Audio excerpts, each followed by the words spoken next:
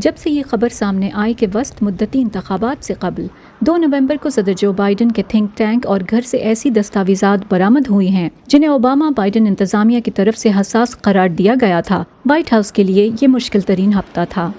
یہ قانونی معاملہ ہے جس کے لیے میں آپ کو وائٹ ہاؤس کی کونسل آفس سے رجوع کرنے کے لیے کہوں گی۔ میں اسے ان پر چھوڑتی ہوں۔ میں اس کی مزید تفصیل میں نہیں جانا چاہتی۔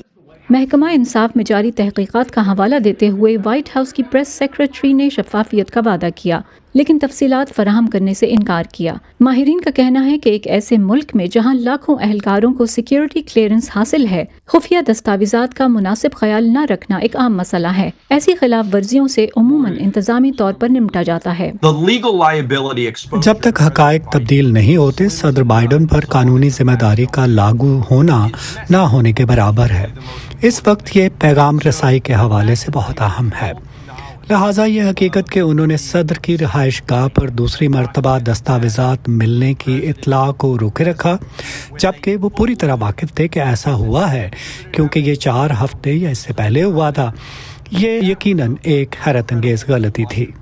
گزشتہ ہفتے اٹارنی جنرل میرک گارلینڈ نے رابرٹ ہر کو تحقیقات کی نگرانی کے لیے خصوصی وکیل مقرر کیا۔ سابق امریکی اٹارنی رابرٹ ہر کو 2017 میں اس وقت کے صدر ڈونلڈ ٹرمپ نے نامزد کیا تھا، جن پر خفیہ دستاویزات کے غلط طریقے سے رکھنے کے الزام میں تفتیش ہو رہی ہے۔ ایف بی آئی کو اگست میں ٹرمپ کی مارا لاگو رہائش گاہ سے درجنوں حساس دستاویزات ملی تھیں، جن کی واپسی کی درخواستوں کو مہینوں تک نظر انداز کرنے کی پاداش میں ٹرمپ کے خلاف سرچ وارنٹ جاری کیے گئے تھے۔ ریپبلکنز بائیڈن اور ڈیموکریٹس پر دوہرا معیار اپنانے کا الزام لگاتے ہیں۔ انہوں نے صدر ٹرمپ کو تنقید کا نشانہ بنایا۔ کیا انہوں نے صدر ٹرمپ پر چھاپہ مارنے کے لیے محکمہ انصاف کا استعمال کیا؟ کیا آپ سمجھتے ہیں کہ یہ صحیح تھا؟ وہ انتخابات سے پہلے جانتے تھے کہ یہ صدر بائیڈن کے ساتھ ہو رہا ہے، لیکن انہوں نے اس راز کو امریکی عوام سے پوشیدہ رکھا۔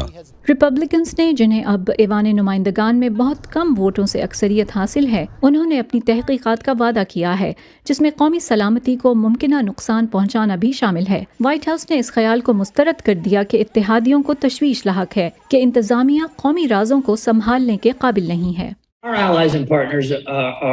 ہمارے اتحادی اور شراکت داران مشترکہ خطرات اور چیلنجوں کے بارے میں بہت زیادہ فکر مند ہیں جن کا ہمیں دنیا بھر میں سامنا ہے، چاہے وہ یوکرین میں روسی جارحیت سے لے کر بحر الکاہل کے خطے میں چین کی جارحیت تک ہو۔ پیٹسی ودا کسوارا کے ساتھ فائزہ بخاری، وائس آف امریکہ۔